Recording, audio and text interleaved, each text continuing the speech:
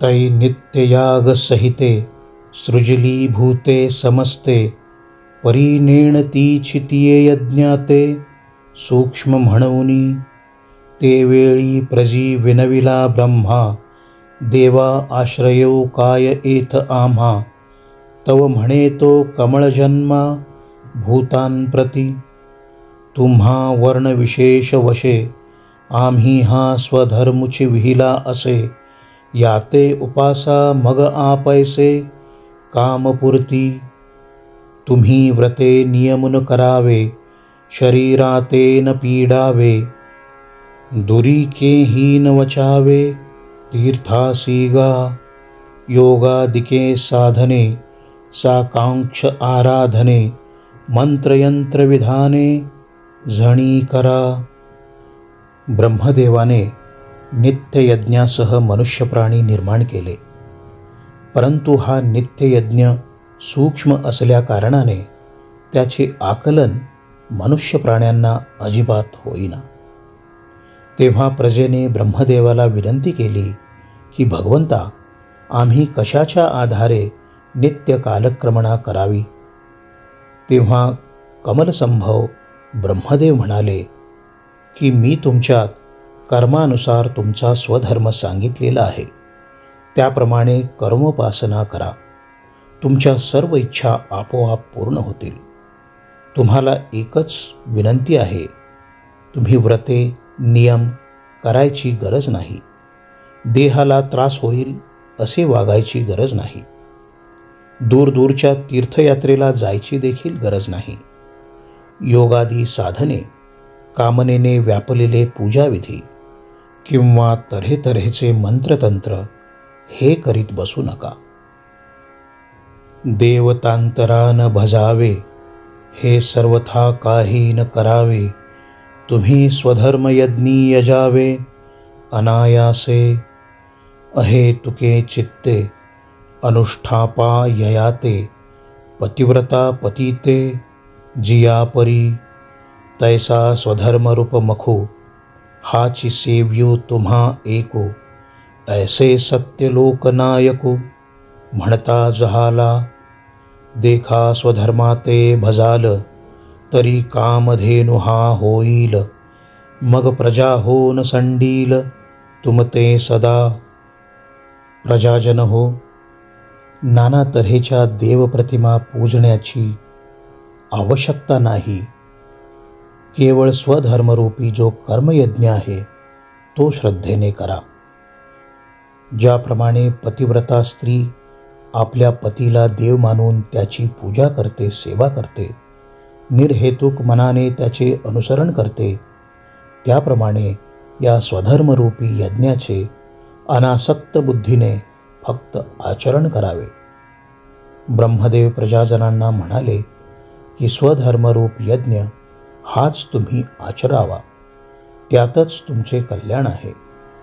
प्रजाजन हो, तुम्ही स्वधर्माचे पालन केलेत तर कामधेनूप्रमाणे हा स्वधर्म तुमच्या सर्व इच्छा आकांक्षा पूर्ण करेल, तुम्हाला कधीही निराधार करणार नाही। जे येणे करुणी समजता परितोष होईल देवता, मग ते तुम्हा ईप्सिता अर्थाते देती। या स्वधर्म पूजा पूजिता देवता गणा समजता योगक्षेमुनिश्चिता करीती तुमचा। तुम्ही देवतांते भजाल देव तुम्हा तुष्टतील, ऐसी परस्परे घडेल प्रीती जेथ।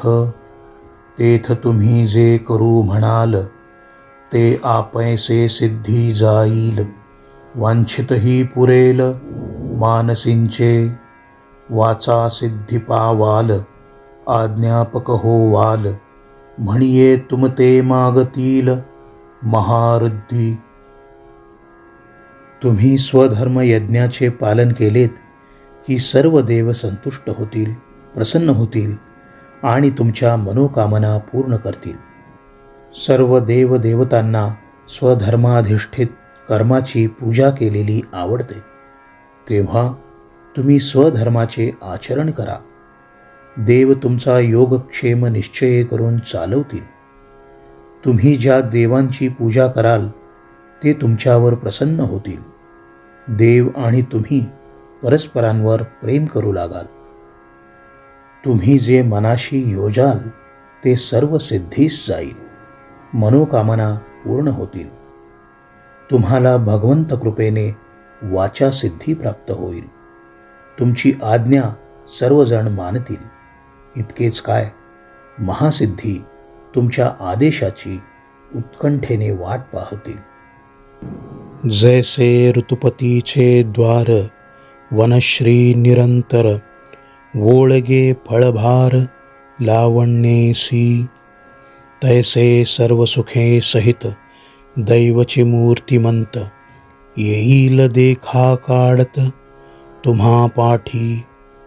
ऐसे समस्त भोग भरित होवाल तुम्ही अनार्त, जरी स्वधर्मय कनिरत वर्ताल बापा. का जालिया सकल संपदा, जो अनुसरेल इंद्रिय मदा, लुब्ध होऊन या स्वादा विषयांचिया. तिही यज्ञ भाविकी सुरी, जे हे संपत्ती दिधली पुरी, तया स्वमार्गी सर्वेश्वरी न भजेल जो. अग्निमुखी हवन न करील देवता पूजन, प्राप्त वेळे भोजन ब्राह्मणांचे. विमुखो होईल गुरु भक्ती, आदरून करील अतिथी, संतोष न देईल ज्ञाती आपुलिये. ऐसा स्वधर्म क्रिया रहितु, आथिलेपणे प्रमत्तु, केवळ भोगासक्तु होईल जो.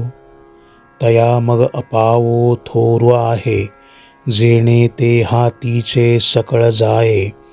देखा प्राप्तहीन लाहे भोग भोगू.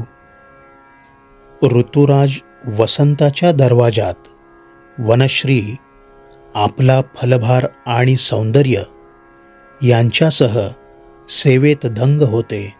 त्याप्रमाणे भाग्यशाली दैव प्रत्यक्ष रूपात प्रकट होईल आणि सर्व प्रकारच्या सुखांसहित तुमचा शोध घेत, तुमचा माग काढत तुमच्यापाशी येईल.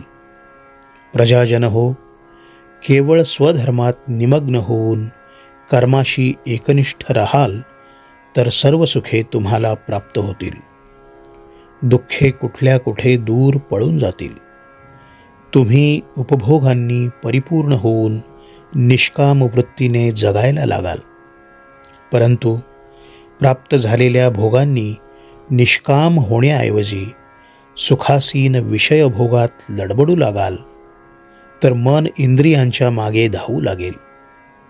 स्वधर्मरूपी यज्ञांनी संतुष्ट झालेल्या देवांनी जी सुखसमृद्धी दिली तिचा उपभोग उचित मार्गाने जो घेणार नाही आणि परमेश्वराची उपासना करणार नाही, अग्नीच्या मुखामध्ये आहुती देणार नाही, देवतांचे पूजन करणार नाही, की नैमित्तिक प्रसंगी पवित्र ब्रह्मवर्गाला जेवण देणार नाही, गुरुभक्तीकडे पाठ फिरवेल, अतिथींचा यथोचित सन्मान करणार नाही, आपल्या ज्ञाती बांधवांना संतोष देणार नाही, असा अधर्माने वागणारा, लाभलेल्या संपत्तीमुळे मद चढलेला, भोगांमध्ये रुतलेला जो असतो, अशा भोगलंपट माणसाची मग खूप हानी होते.